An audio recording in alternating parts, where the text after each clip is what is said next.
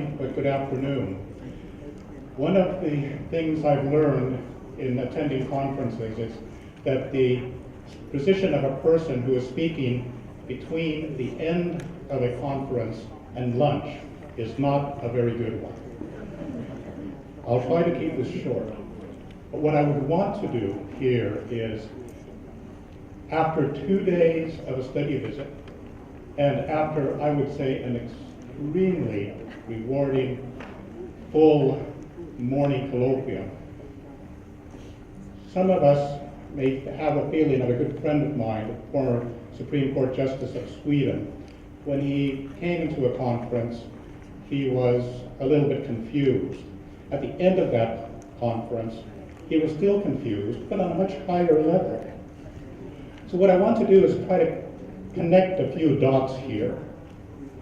On the first day, Thursday, we visited the Vocational Training Center of the Chiang Women's Correctional Institution under the leadership of Her Royal Highness Patrick. And we had an opportunity to reflect on prison reform in a developing country with a growing prison population. And we have learned there that Thailand has the 6th highest prison population in the world. And we heard from the Permanent Secretary, 320,000 people, quite a number of people behind bars. It has the 9th highest prison population rate, as well as the 2nd highest female prison population. And on all 3 indicators, it has the highest among the ASEAN countries. Problems there quite a bit. The second day, Friday, we had an opportunity to look at a completely different kettle of fish, a completely different combination of problems. One that is referred to as alternative development in the drug field. In the Doi Thung project, ethnic minorities are being helped to shift from the cultivation of poppies into a more legal, truly sustainable community. And we had the opportunity to learn directly from village elders and village youths about the before and after the effects, on how they themselves have felt about the process and their prospects for the future, how it has impacted the community in the reduction of crime. So what we had basically was 2 small projects. 2 successful projects, true, but they were small. In Chiang Mai, well, it's nice to know that a few hundred women prisoners have been provided support in their reintegration into society. That's nice. And in Chiang Rai, we heard that a few hundred households have been supported in turning to lawful livelihoods in ceramics, weaving, and coffee production. Although, as Mr. Kalvani said, they have the best baristas in the world there. Still, we're talking about a very small number of people. Worldwide, the prison population has increased by 1/5 since the year 2000. And the number of women prisoners worldwide has increased by half. There's a lot of problems out there. 2 small projects sounds like a drop in the bucket. If you look at the paper that Mr. Sagrado has provided, he talks a lot about the extensive concern there is in the world about crime and security, the massive investments being put into the criminal justice system, increased, tougher law enforcement, lower thresholds for arrest, greater use of pretrial detention, more effectiveness, more efficiency in the processing of offenders through the system, get them behind bars, keep them there for a long time. The community, it's believed, would be safe. And this type of visible, high-impact approach to crime is very popular with the public, it's popular with the politicians, good vote getter, and it's something that many people in the media play up. This is getting results. The problem is, this is a one-sided approach to criminal justice. Mr. Sagrado has many terms in his paper, many colorful terms. I would like to call it criminal justice on steroids. What you're doing is you're having a costly investment in sectors where the return on your investment is unfortunately not only small, but it is negative. You are compounding the problem by putting more and more people into prison. You are compounding the problem by criminalizing more and more. You are making vulnerable parts of society more vulnerable, increasing the divide in society, increasing the potential for crime. Now, what appears to be happening is that there is a greater shift into investing into criminal justice and not that much into crime prevention. And there's an increasing vulnerability of a growing proportion of our population in many countries. The poor, the ethnic minorities, the migrants, the mentally disabled, etc. And the example we heard, and also Ms. Kato mentioned that, is that many of the people we saw in the Chiang Mai prison were there for drug offenses. Over 80% of those in that prison were there for drug offenses. Ms. Kato mentioned this morning, they shouldn't be there. And quite a number of them definitely shouldn't be there. We have prison systems around the world that are in crisis. There's widespread distrust in the criminal justice system. Individuals and entire communities don't see that they have an opportunity for viable development. They're turning to illicit markets. They're turning to activities that seem to provide them with a way out. But then they come up again against the criminal justice system, which puts them into greater difficulties. They engage in illicit mining, cultivation of poppies, trafficking in endangered species, or in urban areas, they're engaged in the micro-trafficking of drugs, in human trafficking, in other types of criminality. So how do we go from those two small pilots we have in Thailand, successful pilots, to addressing these widespread issues? Mr. Douglas mentioned when we began this morning session, we have to scale up these pilot projects. We do have a lot to work with. Her Royal Highness, the Princess, has her Inspire project. She has been instrumental in the drafting and the adoption of the Bangkok rules. We have the Mandela rules. These are very good when you have people who are in prison. They should be treated with respect. They should be allowed the opportunity to develop themselves so that when they are returned to society, they can be reintegrated.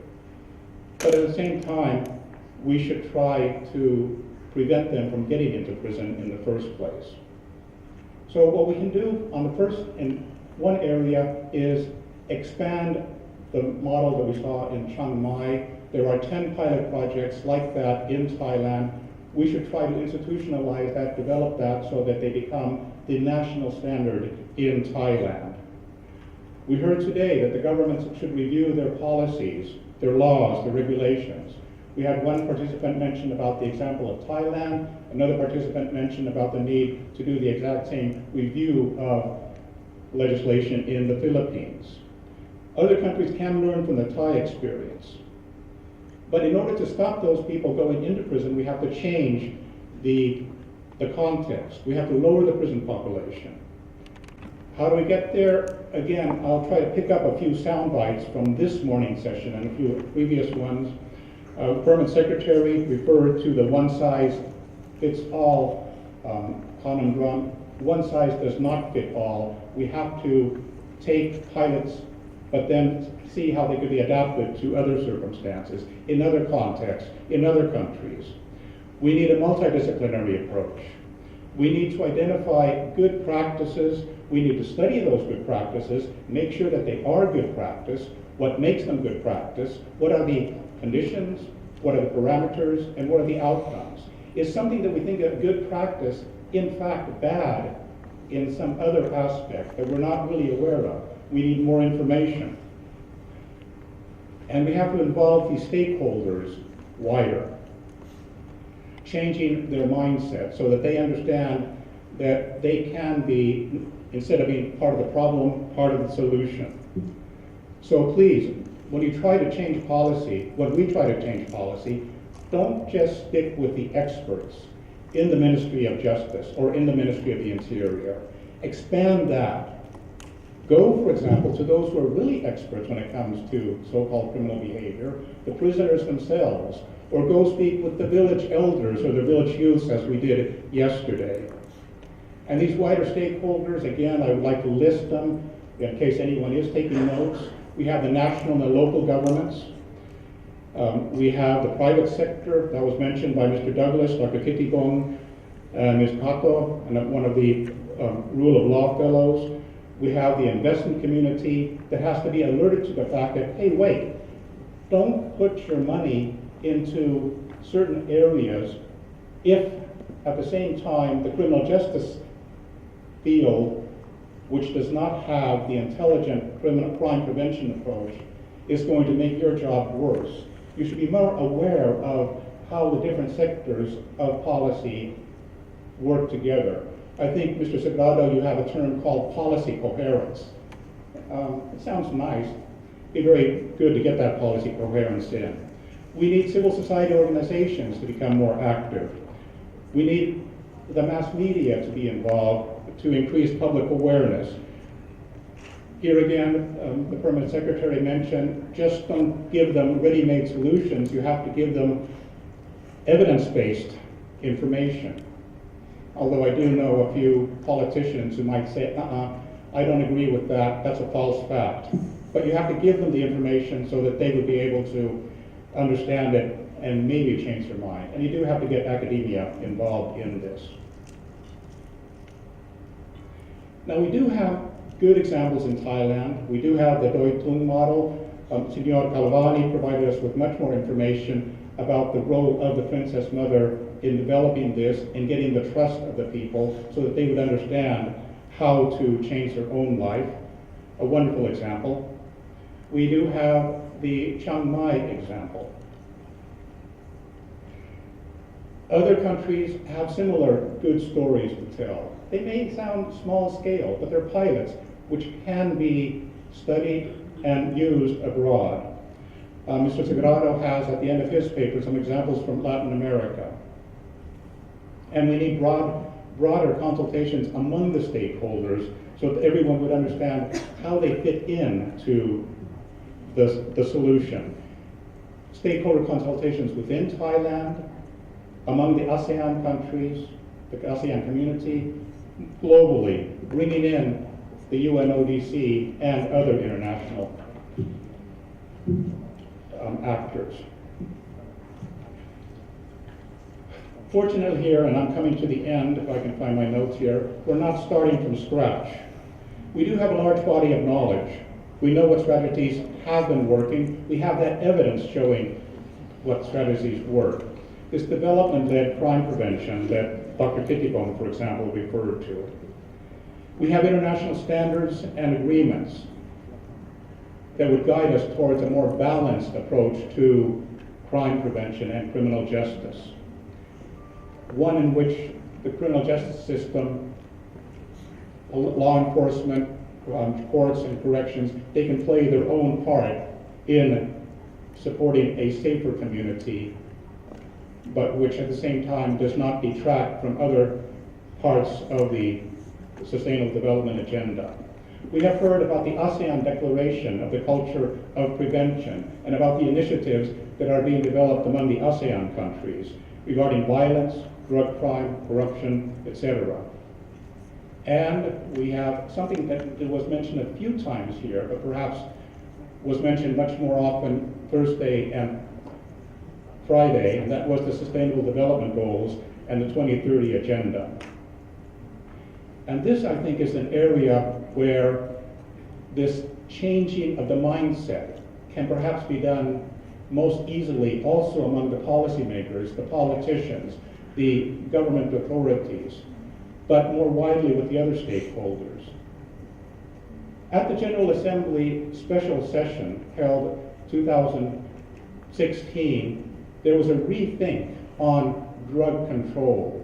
And at that special session of the General Assembly, the member states agreed to a more development-led approach to drug policy. One that is not based on punitive, well, you do have a punitive element there, but you do have other elements brought in to balance out that drug policy, make it a more sustainable drug policy. We need the same type of approach in criminal justice, because we have learned, and we're learning more and more, that a punitive criminal justice, that criminal justice on steroids, will simply compound the problem. We need a much more intelligent criminal policy, one that's based on investment in crime prevention, one that's based on a rational, humane, and a criminal justice system, one that in its own turf, in its own sector, contributes to the Sustainable Development Goals. And at the same time, the criminal justice system actors must realize that only if those other goals in the Sustainable Development Goals can be achieved, in health, in the status of women, in climate control, in safer communities, then it's easier to reach also the goal in 16.3 that relate to justice and the rule of law, etc. As Mr. Sagrado said, the Sustainable Development Goals are interrelated, and work is needed on all of them at the same time so that we're not confusing the work of others in our own sectors. And I'd like to close on one note. You may have noticed from the program that this is the utopia room. So I don't know, if some of you are thinking, oh, come on, we're talking about a utopia here. You're never going to change the mindset of the politicians. You're never going to change the mindset of the public, which does want more and more punishment. That's not so. We have learned in Chiang Mai, we have learned at Doi Tung, it is possible to change minds, it is possible to change attitudes, it is possible to change behavior in line with sustainable development.